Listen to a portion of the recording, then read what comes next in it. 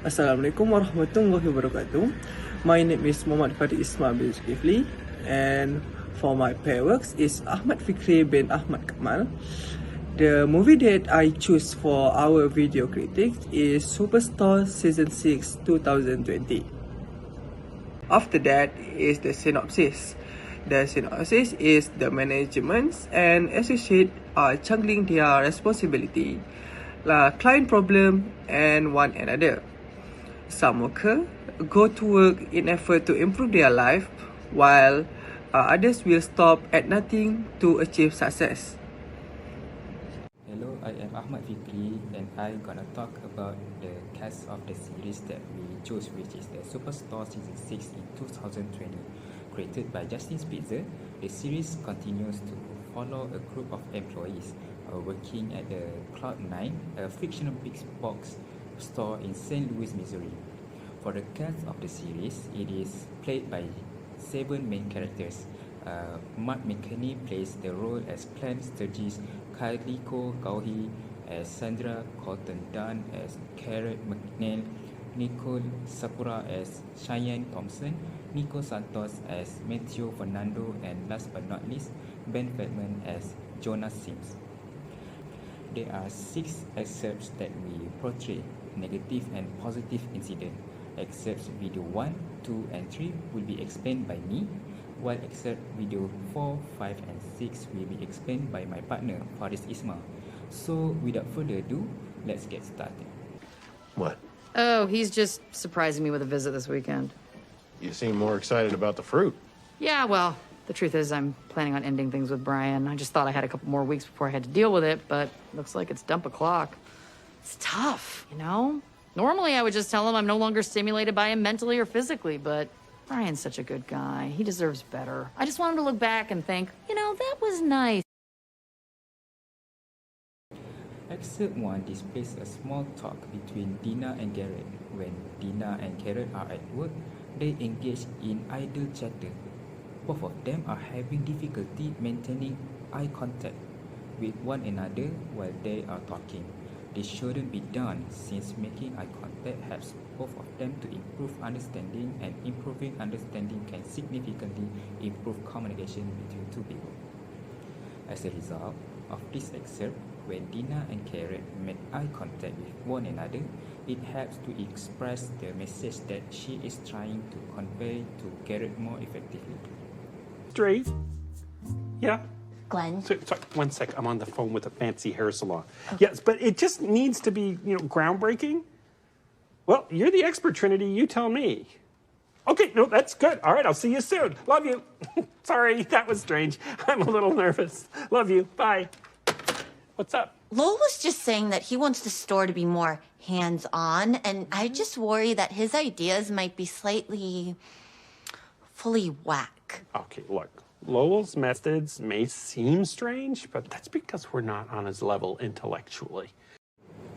For excerpt number 2, the scene shows a poor work ethics by Glenn.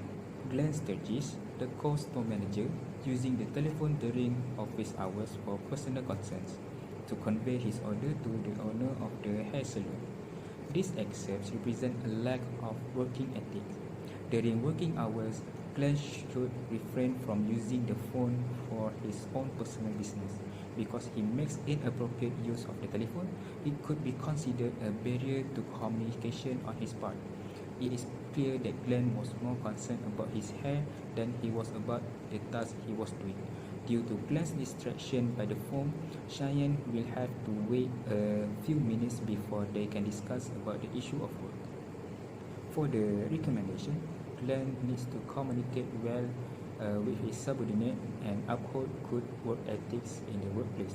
For instance, when his subordinate goes to discuss the work, he should not use the phone for his own purposes. Once you get everything back into the boxes, let's get rid of the shelves. No, okay, I'm not doing that. You have really bad ideas, all right? You're not a genius. You're just a rich dick. Cheyenne Taylor Lee. That is no way to talk to Mr. Anderson, sir. I am so sorry. Proceed to the excerpt number 3. The scene shows an inappropriate language being used by the workers. The description of the excerpt is: when Cheyenne speaking with her supervisor, Mr. Anderson, Cheyenne uses foul and abusive language. When Cheyenne speaks to him in such a manner, her boss, Mr. Anderson, quickly alters the expression of his face, indicating that he is astonished. In this case, because her actions reveal that she has a lousy attitude, Cheyenne could respect her boss by acting appropriately as a subordinate and speaking nicely to her boss. For the recommendation, even if Cheyenne disagreed with Mr. Anderson's choice, it would be wonderful if she could respond to her boss in a more professional manner and use the appropriate words. Help you whip the store into shape so that they pick us. I mean, you. Question, what does this mean for you and Jonah? No, this isn't about... No, we're not. That's not what we're here for. Yes, Sandra. Besides, it doesn't matter. Jonah's seeing someone. Oh, well, that's great for Jonah. It's none of my business. Next scene is the respectful attitude. Description for this scene is the while an important work session was being held, Sandra was having an inconvenient conversation. Amy was speaking in front of another co-worker when she asked about her personal detail. The critic incident is it rude to interrupt someone in the middle of a conversation and to inquire about additional personal detail, because doing it showed respectful and get involved in another personal affair. The effect about this scene is Amy and Jonah were both extremely uncomfortable after Sandra questioned, and this attitude will result in harmful behavior, and Amy Jonah especially changed throughout the time. The recommendation for this scene is the worker must apply the common sense in managing their personal life in order to avoid interrupt with their work. My lawyer, and she's a redhead. So safe bet is she's like the filthiest freak in the world. Jonah, no. I'm begging you all, please stop. Also, Amy, you should know Kelly came back, although nothing happened. Why should she know that? Oh, and he also has Nia out, but she's a lesbian. At least that's what she told him. No, I am a lesbian. Doesn't matter. He's all about Amy now. Okay, guys, I get that this is really interesting, but come on, we're trying to save our story. Other than that is communication overload. Description for this scene is the communication overload was caused by the fact that all of the worker had too many topics to discuss at work meeting that had nothing to do with the workplace. The much more personal and critical conversation is also taking place between them. The critic incident is when all of the workers speak at once. There is a communication overload that creates an uncomfortable setting or the highest environmental stress. The effect from this scene is since people have the limited capacity for the information processing, when the environment in which many interactions take place in overcrowded, the message may be misunderstood. Recommendation for this scene is to maintain a professional environment. Workers must raise their hand when speaking or ask for the more respectful way to interrupt. They should also avoid from discussing other topics that are more personal. Actually, when the tornado happened... Hey, I think it's really messed up that you came all the way back here and you haven't even said hi to me. I'm so sorry, Megan. My neighbor just barged in. That work from home life, am I right? Also, you left your trash cans in my driveway. Whoa, was that just an earthquake? Nope, false alarm. You never do know out here in California. The last scene is unprofessional behavior.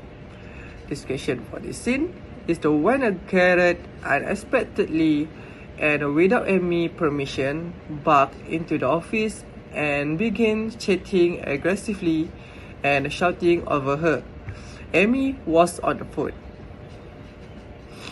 The critical incident for this scene is that there are many problems with this issue, such as the fact that speaking negatively about another is not a good idea, that entering someone's office without their permission is also rude, and that interrupting people when they are on the phone is also the rude behavior. The effects from these scenes is that Amy feel a negative effect as she was on the phone with other, but found herself in an awkward situations, and was annoyed when the Garrett come in and spoke loudly over her. Recommendation for this scene is that before going to someone's office or bothering them while they on the phone with someone else, we need to get a permission and make sure the situation is clear. That's all from us. Thank you.